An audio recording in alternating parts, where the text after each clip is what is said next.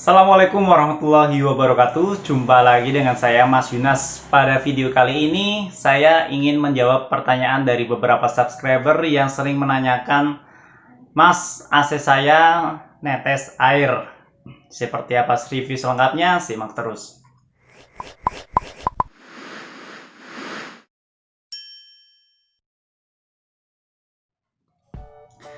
Ya, untuk netes air di bagian AC itu kalau saya kategorikan menjadi 3 bagian, teman-teman. Yang pertama, tetesan air standar. Tetesan air standar ini maksudnya begini. Air AC itu kan pasti mengalami kondensasi ya. Jadi pasti ada tetesan airnya yang dari indoor yang bisa dilarikan ke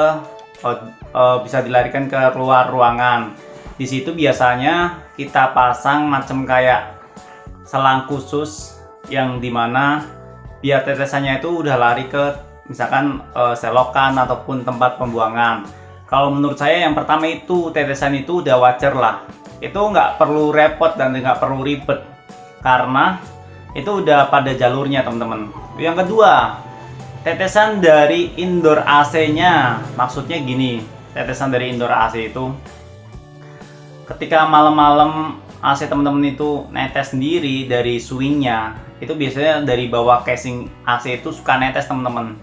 Nah, tetesan ini biasanya nih efeknya ya, efek yang sering terjadi itu karena pertama, talang air teman-teman itu kotor. Talang air dari yang tadinya lari ke saluran pembuangan, airnya itu jadi kayak apa ya, penuh, tersumbat. Salurannya itu biasanya tersumbat karena bisa dari kotoran, dari debu yang menumpuk di filtrase atau enggak menumpuk di evaporator.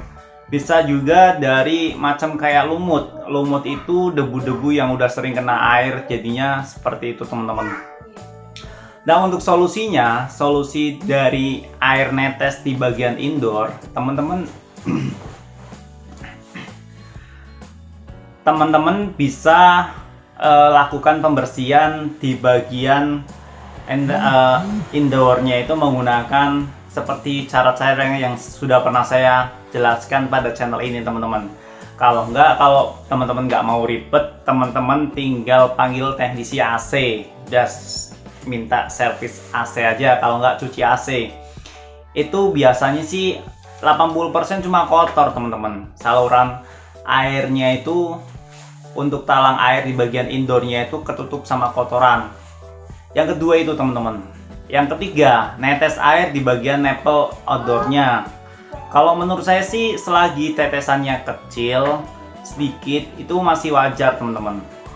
Kecuali di nipple-nya itu udah jadi gumpalan es, terus esnya cair, tetesnya banyak. Kalau udah jadi gumpalan es itu udah pertanda udah ada masalah, berarti kemungkinan freonnya habis atau berkurang, teman-teman. Jadi tetesan air itu menurut saya ada 3 ya. Jadi bisa teman-teman bedakan antara tetesan yang biasa, yang standar, ataupun yang nggak normal nih, kayak gitu, teman-teman. Jadi pada dasarnya teman-teman harus tahu dulu masalahnya apa. Kalau misalkan teman-teman sedikit ngerti tentang AC, ya bisa dibenerin sendiri. Kalau nggak ngerti, langsung aja panggil teknisinya.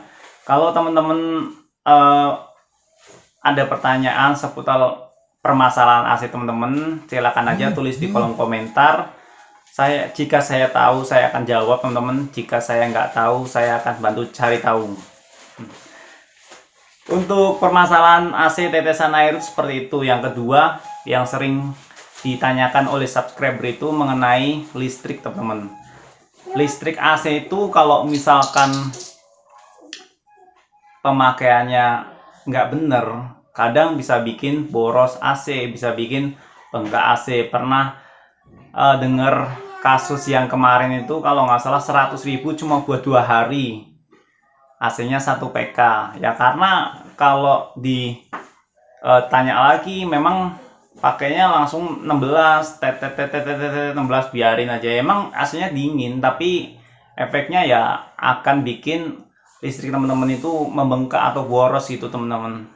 Nah, untuk cara-cara bagaimana biar lebih menghemat dari cara pemakaiannya itu seperti yang sudah saya bicarakan teman-teman, ya mengenai setting mode cool, terus fan nomor 1 atau nomor 2, kecepatan kipasnya, nomor berikutnya itu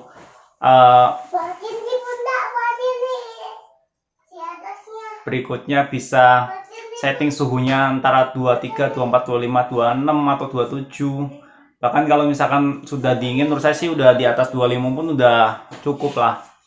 Dari situlah maka kerja AC akan sedikit lebih ringan dibanding harus dipaksa terus-terusan untuk memenuhi perintah agar setting AC-nya itu 16 derajat Celcius. Kayak gitu teman-teman.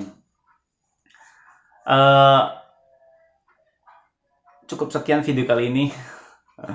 Wassalamualaikum warahmatullahi wabarakatuh.